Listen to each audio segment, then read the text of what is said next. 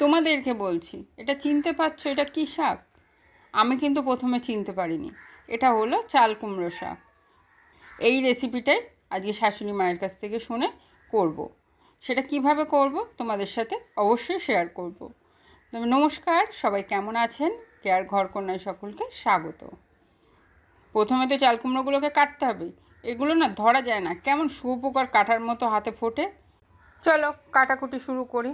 বসে গেছি বড় এক বটি আর ঝুড়ি আর শাক নিয়ে। এবার কিভাবে কাটছি একটু দেখে নাও। প্রথমে বড় তো ছিল শাকগুলো, ওই জন্য একটু ছোটো করে নিলাম। তারপরে এই ডাঁটিগুলো এইভাবে পাতার ডাঁটগুলো সমেত কেটে নিলাম। নিয়ে এগুলো ছাল ছাড়িয়ে নিলাম, নিয়ে ছোটো ছোটো সাইজ করে কেটে নেবো ডাঁটার মতো করে। আর পাতাগুলোকে একদম কুচিয়ে নেবো, একদম মিহি কুচোনো না, একটু বড় করে কুচিয়ে নেবো, কারণ এগুলো তো সবটাই আমাকে ভাপ দিতে হবে। এখানে শাকগুলো আমার কাটা হয়ে গেছে। এবার এগুলো ভালো করে ধুয়ে নেব। পাতাগুলো ধুয়ে আমি প্রেশার কুকারে নিয়ে নিয়েছি। এবার জল দেব সিদ্ধ হওয়ার জন্য। পাতা এগুলো কিন্তু তুমি এমনিও সিদ্ধ করতে পারো, যেহেতু আমার তাড়াহুড়ো ওই জন্য প্রেশার কুকারে দিয়েছি। আর দিয়ে দিলাম অল্প একটু লবণ দিয়ে এবার প্রেশার কুকারে মুখ লাগিয়ে নিয়ে নেবো একটু ভাপ।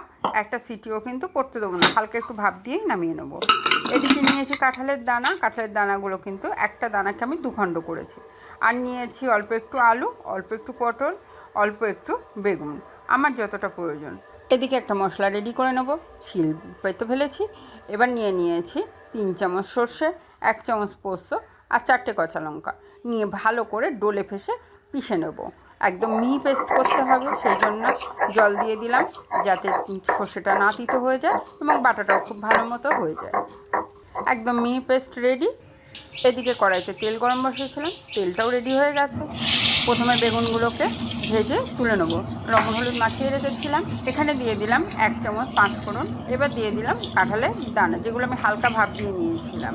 এবার লবণ হলুদ দিয়ে এটাকে হালকা ভেজে নেব। কাঁঠালের দানাটা ভাজা হয়ে গেছে। এবার দিয়ে দিলাম আলু আর পটল, যেগুলো আমি লবণ হলুদ মাখিয়ে নিয়েছিলাম। এগুলোও কিন্তু ভেজে নেব।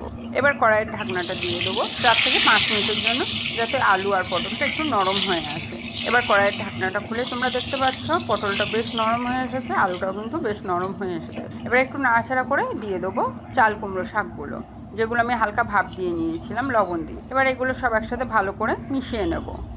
সব কিছু কিন্তু মেশানো হয়ে গেলে কড়াইয়ের ঢাকনাটা আমি আবারও 4 থেকে 5 মিনিটের জন্য দিয়ে দেবো।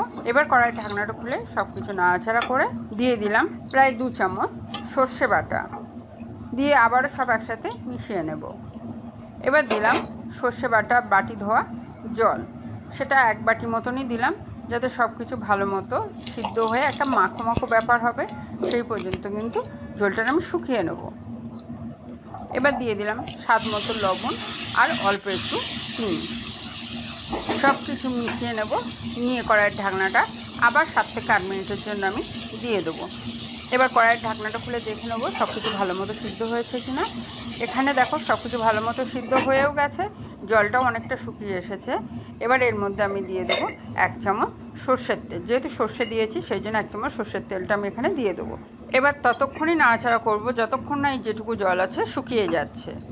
এই সময় দিয়ে দেবো ভেজে রাখা বেগুনগুলো, দিয়ে সব কিছু আবারও ভালো করে নাড়াচাড়া করে নেব। দেখো এখানে কিন্তু জলটা শুকিয়ে এসেছে, একটা মাখো মাখো ব্যাপার হয়েছে।